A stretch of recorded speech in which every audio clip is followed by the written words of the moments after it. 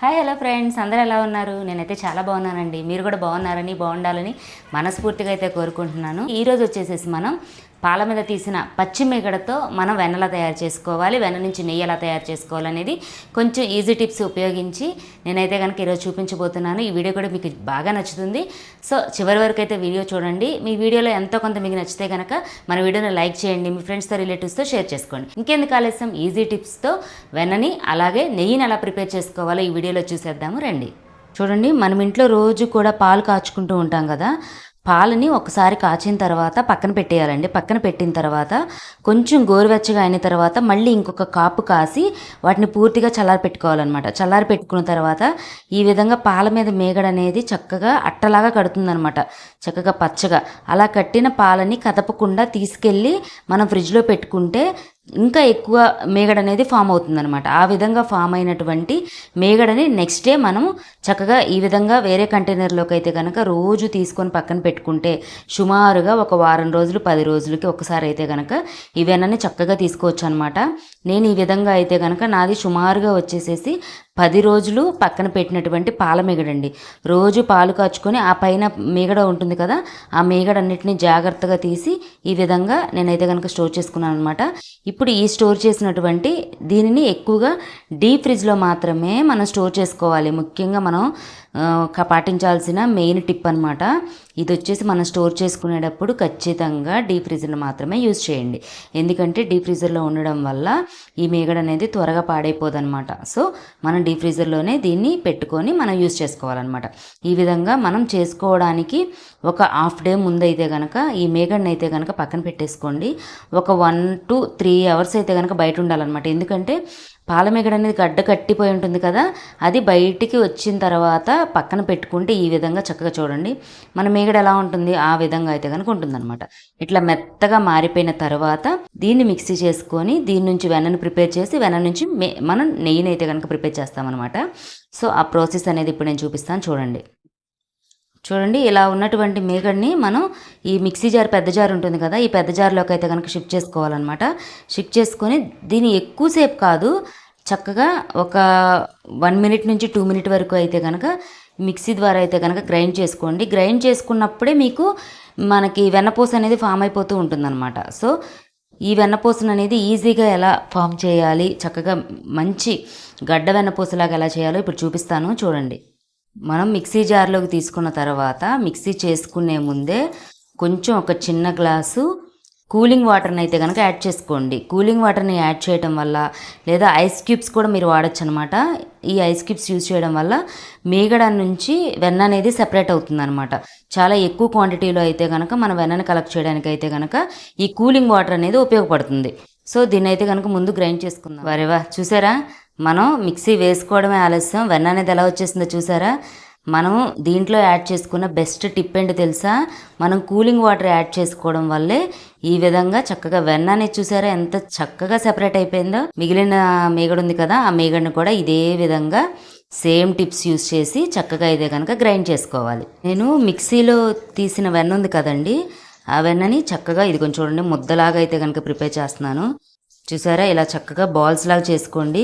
Balls లాగా చేసుకొని చక్కగా సెపరేట్గా అయితే కనుక వాటర్ని తీసుకొని ఆ వాటర్లో వేసుకోండి. మనం నెయ్యి అనేది ఎక్కువగా ఇంట్లో చిన్నపిల్లలకి యూజ్ చేస్తూ ఉంటాం కదా. చిన్నపిల్లలకి యూజ్ చేసేటప్పుడు మనం ఇంట్లో ప్రిపేర్ చేసుకున్న హోమ్ మేడ్ నెయ్యి మాత్రమే యూజ్ చేయండి. ఎందుకంటే బయట నెయ్యి అనేది ఖచ్చితంగా అయితే ఆయిల్లో ఏ విధంగా కల్తీ కలుస్తుందో అలాగే నెయ్యిలో కూడా కల్తీ కలుస్తుందండి. సో అందుకని మనం ఇంట్లో ప్రిపేర్ చేసుకున్నటువంటి నెయ్యితో యూస్ చేసుకోవచ్చు అనమాట. ఈ విధంగా నేనైతే కనుక ప్రిపేర్ చేసుకోవచ్చు. చాలామందికి ఒక డౌట్ రావచ్చు, మరి బయట చక్కగా పోయించుకున్న పాలకి అలాగే ప్యాకెట్ పాలకి వెన్న రాదు కదా అనే ఉద్దేశం ఉండొచ్చు. ఏమీ కాదు, చక్కగా మనం ప్యాకెట్ పాల నుంచి కూడా ఈ విధంగా అయితే కనుక వెన్నని సెపరేట్ చేసి నెయ్యిని కూడా ప్రిపేర్ చేసుకోవచ్చు అనమాట.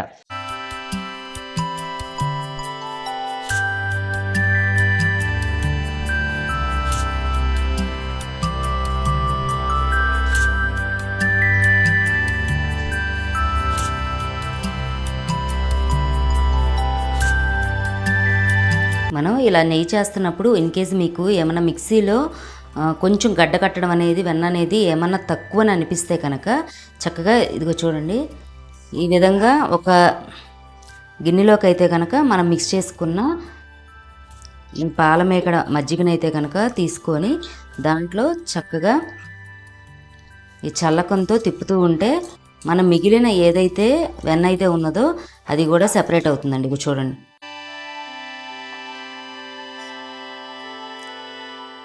మనం తీసుకున్నటువంటి మజ్జిగలో ఇంకొంచెం ఏమన్నా వెన్న ఉంది అని అనిపిస్తే కనుక ఈ విధంగా చక్కగా ఒక్కసారి చిలుక్కుంటే మిగిలిన రిమైనింగ్ వెన్న కూడా చక్కగా సెపరేట్ అయిపోయి వచ్చేస్తుంది అనమాట. మనకి చూడండి ఎంత చక్కగా వచ్చింది. నాకైతే కనుక ఇంత వెన్న వచ్చేసింది అనమాట. ఇప్పుడు వాటర్ని సెపరేట్ చేసుకొని వెన్ననైతే కాచుకోవాలి. మనం నెయ్యి కరగ పెట్టుకోవడానికి గిన్నె తీసుకునేటప్పుడు ఎప్పుడు కూడా వెడల్పుగా ఉన్నటువంటి గిన్నె, అలాగే లోతు ఎక్కువ ఉన్నటువంటి గిన్నె, అలాగే మందంగా ఉన్నటువంటి గిన్నె తీసుకోవాలన్నమాట. ఎందుకంటే వెన్న అనేది అడుగంటకుండా చక్కగా కలుపుకుంటూ ఉంటే మంచిగా వస్తుంది అనమాట. అందుకని నేనైతే కనుక కొంచెం పెద్ద సైజులో ఉన్నటువంటి గిన్నె అయితే కనుక తీసుకున్నాను అనమాట. అడుగు కూడా ఎక్కువగా ఉంది చూసినట్టయితే కనుక, అలాగే మందంగా కూడా ఉంటుందన్నమాట. ఇప్పుడైతే కనుక మనం తయారు చేసుకున్నటువంటి వెన్నని దీంట్లోకి షిఫ్ట్ చేస్తున్నాను.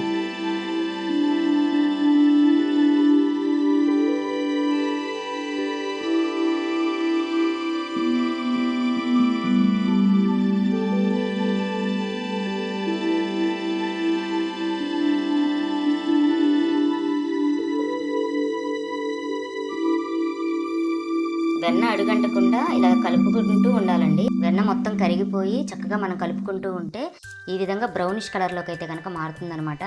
మనం ఇలా కలుపుకుంటున్నప్పుడు స్మెల్ అనేది మనకి తెలిసిపోతుందనమాట, నెయ్యి కన్వర్ట్ అయినట్లు. ఆ విధంగా ఉన్నప్పుడు మనము 2 తమలపాకులు,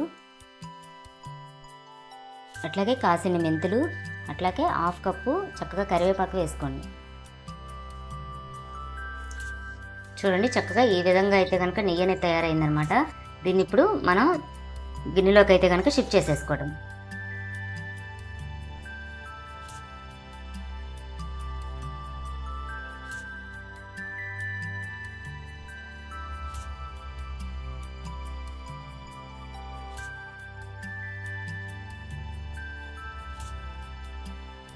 చూసారుగా మనకి ఎంత నెయ్యి వచ్చిందో. ఈ విధంగా చక్కగా మనం ఇంట్లో స్టోర్ చేసుకున్నటువంటి పాల మేగడని యూజ్ చేసుకొని ఈ విధంగా నెయ్యి అయితే కనుక మనం ప్రిపేర్ చేసుకోవచ్చు అనమాట. ఇవి మనం ఇంట్లో వాడుకుంటే మనకి ఎంతో ఆరోగ్యం అనమాట. అలాగే పిల్లలకు కూడా ఎటువంటి కల్తీ కలపని నెయ్యి అయితే కనుక మనం పిల్లలకి యూజ్ చేసుకోవచ్చు అనమాట. ఇది ఫ్రెండ్స్ ఈరోజు నా వీడియో. ఈ వీడియో మీకు నచ్చింది అనుకుంటున్నాను. ఈ వీడియో కనుక మీకు నచ్చినట్టయితే కనుక మన వీడియోని లైక్ చేయండి.